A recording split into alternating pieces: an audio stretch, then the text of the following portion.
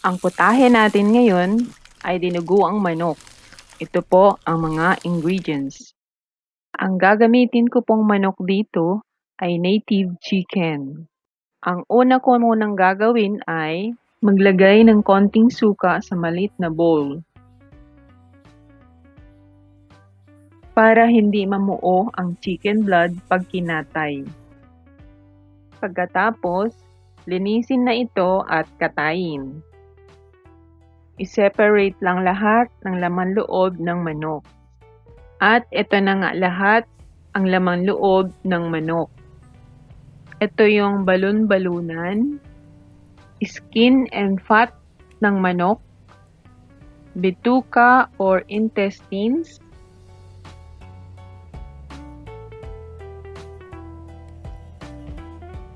isinali ko na rin ang leeg ng manok, pandagdag lang, heart, liver, and eggs. Kasi itlugan pala itong manok na ito. May mga itlog siya.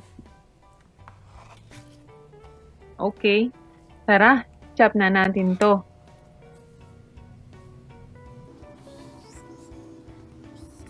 I-chop natin ito ng maliliit lang.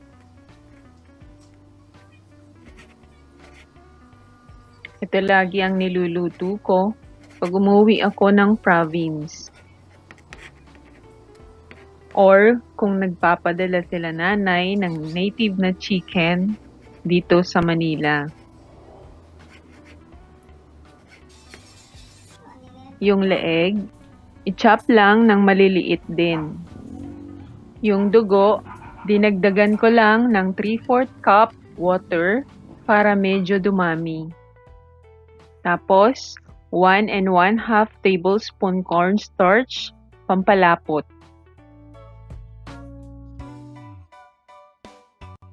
I-mix lang mabuti.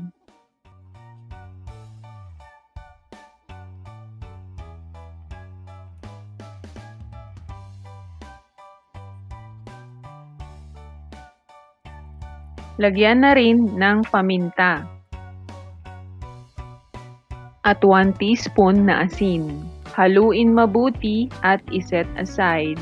Mag-prepare ng bawang,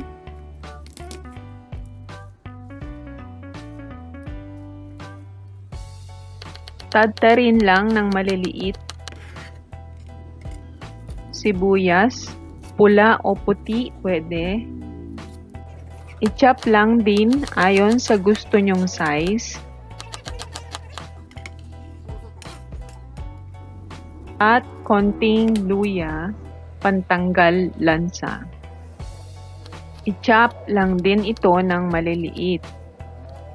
Pagkatapos, iluto na natin ang dinuguang manok. Maglagay lang ng konting mantika sa pan at igisa ang sibuyas,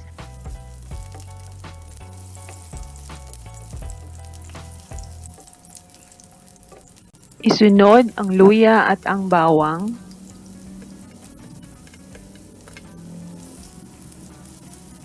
haluin lang.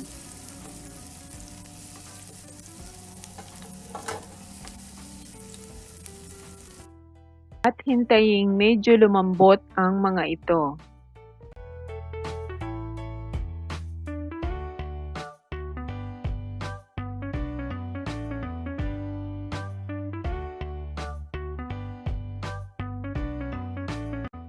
Isunod ng ilagay ang laman loob ng chicken.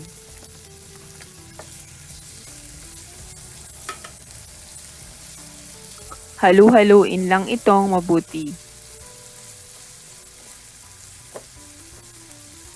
Lagyan na rin ng paminta. Tapos, haluin lang uli.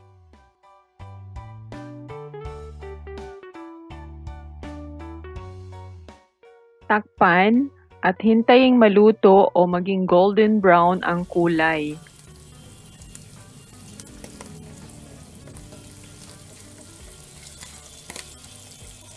Pwede ring gawing crispy bago ilagay ang dugo. Nasa sa inyo po yun kung ano ang gusto nyo. For me, pwede na sa akin ang ganyan.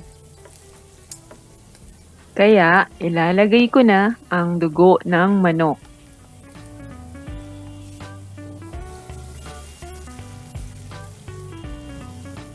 Keep stirring lang pagkalagay ng dugo. Hanggang maluto.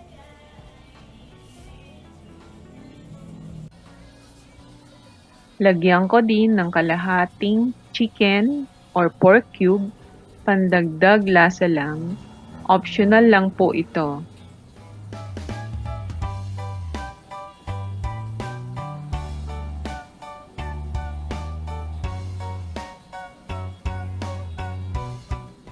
Lalagyan ko din, syempre, ng siling haba, dagdag aroma.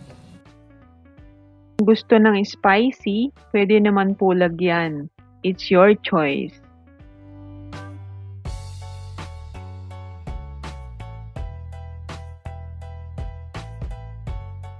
Tikman ng lasa kung tama.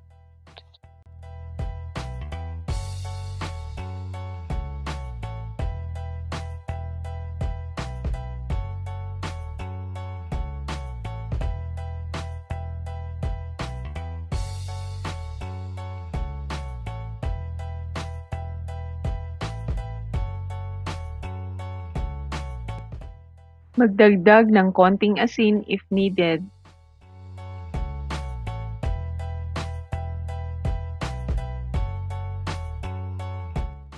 Ituloy lang ang paghalo ng konti pa. Kasi gusto ko, kailangan maluto mabuti yung dugo.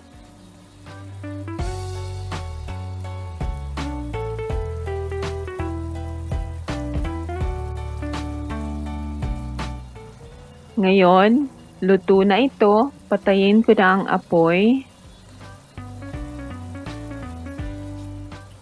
At i-transfer sa serving bowl at i-serve na.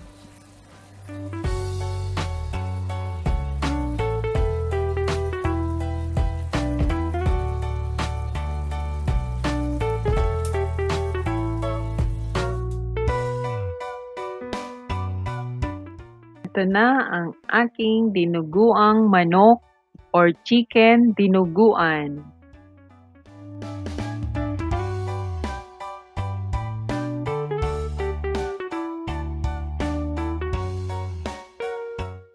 Thank you for watching.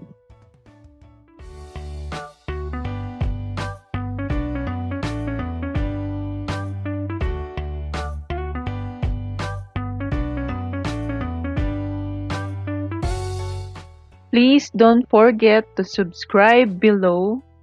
Thank you so much.